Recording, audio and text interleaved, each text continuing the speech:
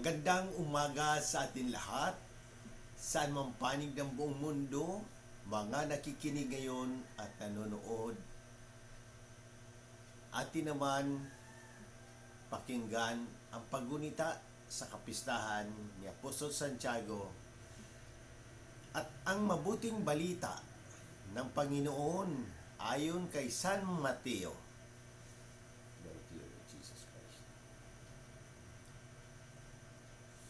Noong panahong iyon, lumapit kay Jesus ang asawa ni Zebedeo, kasama kanyang mga anak.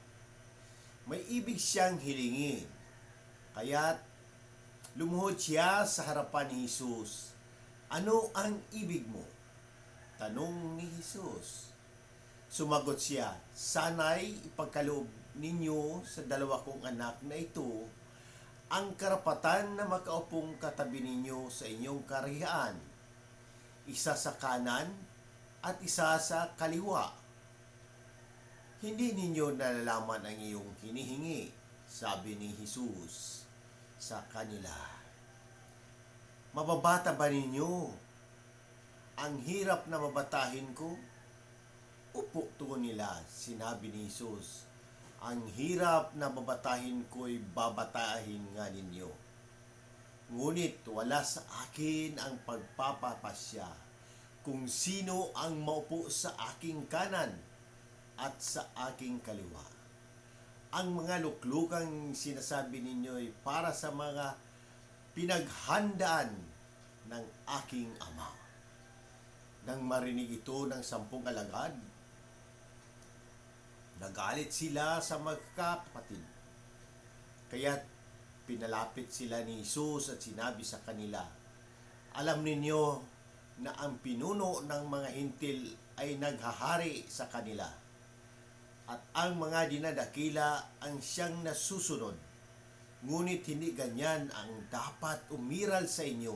Sa halip, ang sinuman sa inyo na ibig maging dakila ay dapat maging lingkod, at sino mang ibig maging pinuno ay dapat maging alipin ninyo, tulad ng anak ng tao na naparito, hindi upang paglingkuran, kundi upang maglingkod at ihalay ang kanyang buhay upang matubos ang marami.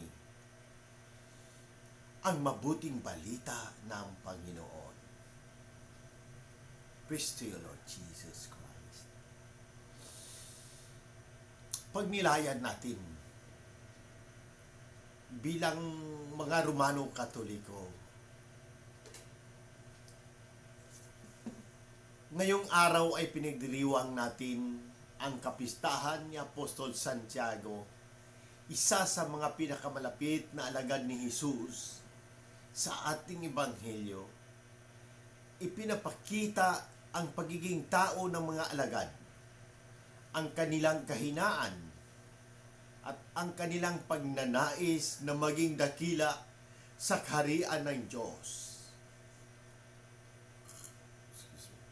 Lumapit ang ina ni Santiago at Juan kay Jesus,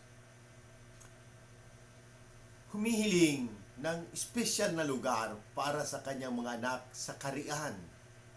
Ngunit ipinakita ni Jesus na ang tunay na kadakilaan ay hindi nakukuha sa pamamagitan ng kapangyarihan o posisyon, kundi sa pamamagitan ng paglilingkod at sakripisyo. Sa ating pagninilay, una, ang pagpapakumbaba at paglilingkod. Sa ating buhay, natural na hinahangad natin ang mga bagay na magbibigay sa atin ng kasikatan o kapangyarihan. Ngunit, binabaliktad ni Jesus ang pananaw na ito. Ang tunay na kadakilaan ay matatagpuan sa pagpapakumbaba at sa paglilingkod sa iba. Ang pagiging dakila ay hindi makikita sa posisyon o kapangyarihan, kundi sa kakayahan ng ating pagsakripisyo para sa kapakanan ng iba. Ang anak ng tao mismo, si Jesus, ay naparito hindi upang paglingkuran, kundi upang maglingkod at ialay ang kanyang buhay. Pangalawa, pagpapakasakit. Ang tanong ni Jesus sa mga alagad, mababata ba ninyo ang hirap na babatahin ko? Ay isang paalala na ang pagsunod sa Kanya ay may kaakibat na sakripisyo. Bilang mga Kristiyano, tinatawagan tayo na magsakripisyo at mag-alay ng ating sarili para sa iba. Ang ating pananampalataya ay hindi lamang sa mga salita, kundi sa gawa. Ito ay nangangailangan ng pagtitiis, pagsusumikap, at pagbibigay ng ating sarili sa paglilingkod sa Diyos at sa kapwa. Pangatlo, pagkakaisa at pagtutulungan. Nang magalit ang 10 alagad kina Santiago at Juan, ipinakita ni Jesus ang kahalagahan ng pagkakaisa at pagtutulungan. Hindi dapat magkaroon ng inggitan o kompetisyon sa ating paglilingkod. Ang bawat isa sa atin ay may kani-kaniyang tungkulin at bahagi sa katawan ni Kristo. Dapat tayo magtulungan at magkaisa upang maggampanan ang ating misyon. Bilang mga Romano Katoliko, hinahamon tayo ng Ebanghelyong ito na isabuhay ang tunay na diwa ng paglingkod at sakripisyo.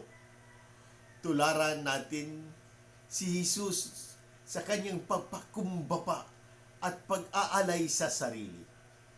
Sa ating araw-araw na pamumuhay, patuloy tayong magsikap na maging lingkod ng Diyos at ng ating kapwa sa maliit man o malaking paraan.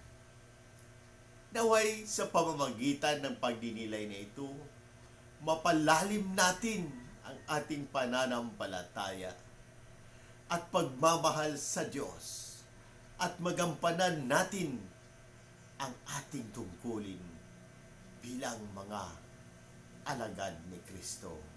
Amen. Sa muli, hinihikayat ko ang lahat, Katoliko man o hindi, na magtanong at pagnilayan ang mensahe ng Ebanghelyong ito.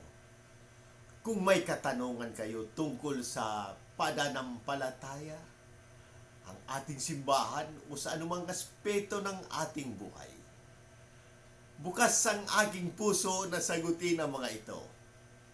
Sama-sama natin pagnilayan at pahalagahan ang habag at pag-ibig ng Diyos na ipinapahayag ni Jesus sa Ebanghelyong ito sa pamamagitan ng ating mga gawain at salita. Naway maging daluyan tayo ng habag at pagmamahal ng Diyos sa lahat ng tao. Amen.